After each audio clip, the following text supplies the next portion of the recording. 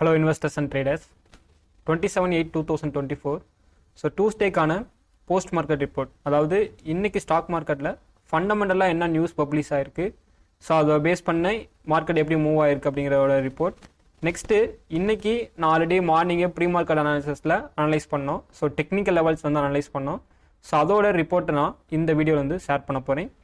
இந்த வீடியோ மூலிமா நீங்கள் என்ன லேர்ன் பண்ணிக்க முடியும் அப்படிங்கிறத நான் ஃபஸ்ட்டே உங்களுக்கு இன்ட்ரோ கொடுத்துட்றேன்.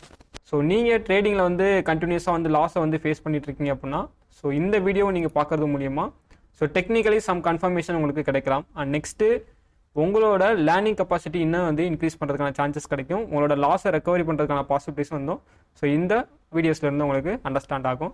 ஃபர்ஸ்ட் நான் ஃபண்டமெண்டல் ஓரியன்டாக போயிடுறேன். ஸோ ஃபண்டமெண்டலை பேஸ் பண்ணுற அளவுக்கு இன்றைக்கி ஓவராலாக எனக்கு மெயினாக நம்ம எப்போதுமே 3 இண்டெக்ஸ் வாட்ச் பண்ணுவோம். So Nifty, bank Nifty, fin Nifty 3 index நம்மளுக்கு பாசிட்டிவ் வந்து க்ளோஸ் ஆயிருக்கு. அதில் நிஃப்டி பார்த்தீங்கன்னா பிலோ 24,000 நம்மளுக்கு பாசிட்டிவ் வந்து க்ளோஸ் ஆயிருக்கு. ஒரு 7 பாயிண்ட்ஸ் வந்து பாசிட்டிவ் க்ளோஸ் ஆயிருக்கு. பேங்க் நிஃப்டியை பொறுத்தளவுக்கு 0.26% பாசிட்டிவ் க்ளோஸ் ஆயிருக்கு. அண்ட் நெக்ஸ்ட்டு ஃபின் நிஃப்டியை பொறுத்தளவுக்கு 0.82% வந்து பாசிட்டிவ் வந்து க்ளோஸ் ஆயிருக்கு. நம்மளுக்கு ஹையஸ்ட்டில் இதுலேயே தெரியும் 0.82% வந்து நம்மளுக்கு பாசிட்டிவ் வந்து கம்ப்ளீட்டாக இருக்குதுன்னு பார்த்தீங்கன்னா ஃபின் நிஃப்டி. ஸோ ஆக்சுவலாக இன்றைக்கி வந்து ஃபின் நிஃப்டியோட ஆப்ஷன் கான்ட்ராக்டோட எக்ஸ்பைரி டே. ஸோ அந்த எக்ஸ்பைரி டேவை பேஸ் பண்ணுற அளவுக்கு இன்றைக்கி மோஸ்ட்லி நம்மளுக்கு டாப் கெய்னர்ஸாக வந்திருக்கிறது எல்லாம் பார்த்தீங்கன்னா நம்மளுக்கு ஃபின் நிஃப்டி அதாவது ஃபினான்ஷியல் சர்வீசஸ் கம்பெனிஸ் தான் நம்மளுக்கு வந்து டாப் கெய்னர்ஸாக வந்திருக்காங்க. ஸோ அதில் Bajaj finance, SBI, HDFC life, so இதெல்லாம் நம்மளுக்கு டாப் கெய்னராக வந்து இன்றைக்கி வந்து நிஃப்டியில் வந்து இடம் பிடிச்சிருக்காங்க. ஸோ இதை பேஸ் பண்ண அளவுக்கு பஜாஜ் ஃபினான்ஸ் பார்த்தீங்கன்னா நம்மளுக்கு 2.46% பாசிட்டிவ் வந்து கம்ப்ளீட் ஆயிருக்கு. எஸ்பிஐ லைஃப் பார்த்தீங்கன்னா 2.27% வந்து நம்மளுக்கு பாசிட்டிவ் வந்து கம்ப்ளீட் ஆயிருக்கு. ஸோ இதான் பேஸ்டாக ஸோ இன்னைக்கு வந்து நம்மளுக்கு மார்க்கெட்டை பொறுத்தளவுக்கு ஸோ புல்லி ஸ்ட்ரென்த்தோட கம்ப்ளீட் ஆயிருக்கு. நிஃப்டி கிட்டத்தட்ட பார்த்தீங்கன்னா ஆல் டைம் ஹைக்கு வந்திருக்கு. அதாவது ஒரு 25,078 வந்து நம்மளோட நிஃப்டி ப்ரீவியஸ் அதாவது ஆல் டைம் ஹையாக நம்மளுக்கு இப்போ கரண்ட்லி இருக்குது. ஸோ கரண்ட் நிஃப்டி வந்து நம்மளுக்கு எந்த லெவலுக்கு வரையும் வந்திருக்கு அப்படின்னா 25,073 வரையும் வந்திருக்கு. ஸோ ஆல் டைம் ஹை 78, 73 வரையும் மார்க்கெட் வந்து இருக்குது. ஒரு 5 பாயிண்ட்ஸ்க்கு ரீச் ஆகாமல் ஸோ மார்க்கெட் அப்படியே சடனாக ஃபால் ஆகி நம்மளுக்கு பிலோ 25,000 வந்து மார்க்கெட் வந்து இன்றைக்கி வந்து ட்ரேட் வந்து கம்ப்ளீட் ஆயிருக்கு. ஸோ நெக்ஸ்ட் பார்த்தீங்கன்னா ஃபண்டமெண்டலி சம் நியூஸை பேஸ் பண்ணுற அளவுக்கு எனக்கு ரீசெண்டாக ஒரு அதாவது இன்னைக்கு வந்து ஒரு நியூஸ் வந்து கிடச்சி என்னன்னா டாடா எலக்ஸி அப்படிம்போம். ஸோ டாடா எலக்ஸியை பேஸ் பண்ணுற அளவுக்கு ஸோ நம்மளுக்கு இன்னைக்கு வந்து பாசிட்டிவ் வந்து க்ளோஸ் ஆயிருக்கு. ஸோ அதை பொறுத்தளவுக்கு ஒரு 16.77% வந்து இன்னைக்கு மட்டும் டாடா எலக்ஸி நம்மளுக்கு ரிட்டர்ன்ஸ் வந்து கொடுத்துருக்கு. அதாவது ஒரு 1288 பாயிண்ட்ஸ் வந்து இன்னைக்கு வந்து டாடா எலக்ஸோட ரிட்டர்ன்ஸ் வந்து கொடுத்துருக்கு. ஸோ இதை பொறுத்தளவுக்கு ஸோ எஸ்டர்டே வந்து நீங்கள் ஒரு ஸ்டாக்கை வந்து டாடா எலக்ஸில் வந்து பை பண்ணியிருந்தீங்க அப்படின்னா கிட்டத்தட்ட 1288 ருபீஸ் வந்து நம்மளுக்கு ப்ராஃபிட்டாக வந்து கிடச்சிருக்கும். ஸோ இது வந்து இன்னைக்கு 1 டேயில் கிடச்ச ரிட்டர்ன்ஸ். ஸோ இந்த நியூஸ் வந்து ஸ்ப்ரெட் ஆக என்ன ஸ்டார்ட் ஆகிருக்கும். ஸோ மோஸ்ட்லி இனிமே போயிட்டு டாடா எலக்ஸை போயிட்டு எல்லாரும் வாங்க வந்து ட்ரை பண்ணுவீங்க.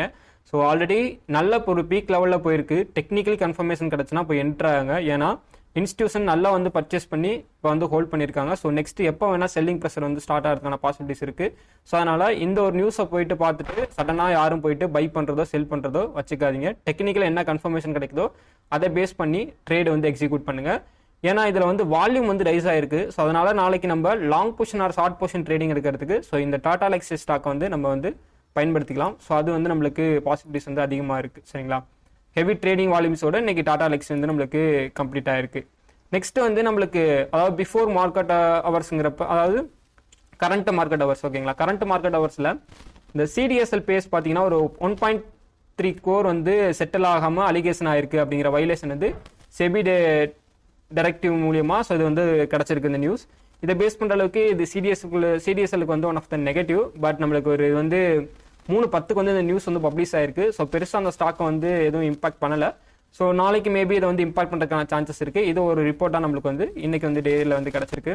அண்ட் நெக்ஸ்ட் பார்த்தீங்கன்னா ஸோ ஓவரால் கம்பெனிக்கு ஒரு பெஸ்ட் ஒரு சொல்யூஷன் கிடைச்ச மாதிரி இருக்கும் அப்படின்னு இதை வந்து சொல்ல முடியாது. பட் இது வந்து பெரிய ப்ராப்ளமாக வந்து கிரியேட் ஆகுமோ அப்படிங்கிறது எனக்கு வந்து தோணுது. என்னன்னா சிஎஸ்இபி அப்படிம்பாங்க, centre for social economic progress. So இவங்க என்னன்னா சம் ரிசர்ச்சை பேஸ் பண்ணி அனலைஸ் பண்ணக்கூடிய ஒரு கமிட்டி. இந்த கமிட்டி என்ன அனலைஸ் பண்ணியிருக்காங்க அப்படின்னா ஸோ கவர்மெண்ட்டுக்கு வந்து ஃபோசில் ஃபியூல் டிரான்சாக்ஷன் டேக்ஸ்னு ஒன்று இருக்குது. ஸோ இந்த டேக்ஸ் வந்து இப்போ கரண்ட்லி வந்து கொஞ்சம் ரெவன்யூ வந்து கம்மியாக இருக்குது.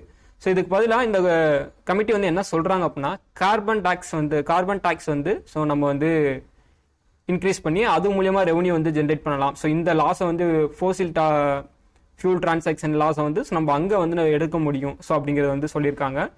ஓவரால் இண்டஸ்ட்ரியை பொறுத்தளவுக்கு நம்மளுக்கு பெருசாக என்ன கிடச்சிட்டு இருக்கு அப்படின்னா, ஸோ ப்ரொடக்ஷனை பேஸ் பண்ணுற அளவுக்கு கார்பன் கண்டிப்பாக வெளியேறியே ஆக்கணும், வேற வழியே கிடையாது. ஸோ இதை பேஸ் பண்ணி இந்த டாக்ஸ் வந்து போட்டாங்கன்னா, ஸோ கவர்மெண்ட் பிரகாரம் அந்த டாக்ஸ் வந்து இம்ப்ளிமெண்ட், அதாவது ஒரு பார்லிமெண்ட்ல இதை போயிட்டு இம்ப்ளிமெண்ட் ஆகுதோ, இல்லை வந்து நிர்மலா சீதாராமன் இதை வந்து இம்ப்ளிமெண்ட் பண்ணுற மாதிரி ஒரு ஸ்பீச் கொடுக்குறாங்கன்னா, நெக்ஸ்ட் காமர்ஸ் மினிஸ்டர் வந்து இதை பற்றி ஒரு ஸ்பீச் வந்து கொடுக்குறாரு, இதை வந்து கொண்டு வரலாம் அப்படிங்கிறத சொல்கிறாங்க அப்படின்னா, சடனாக வந்து மார்க்கெட்டில் வந்து இம்பாக்ட் ஆகும். ஏன்னா எல்லா இண்டஸ்ட்ரியுமே கார்பனை பேஸ் பண்ணி தான் இருக்குது, சரிங்களா. அதாவது கார்பன் டாக்ஸ், அதாவது கார்பன் வந்து வெளியேற்றாமல் எந்த ஒரு ப்ரொடக்ஷனுமே பண்ண முடியாமல் தான் இருக்கும் பெரிய பெரிய இண்டஸ்ட்ரீஸ் எல்லாம்.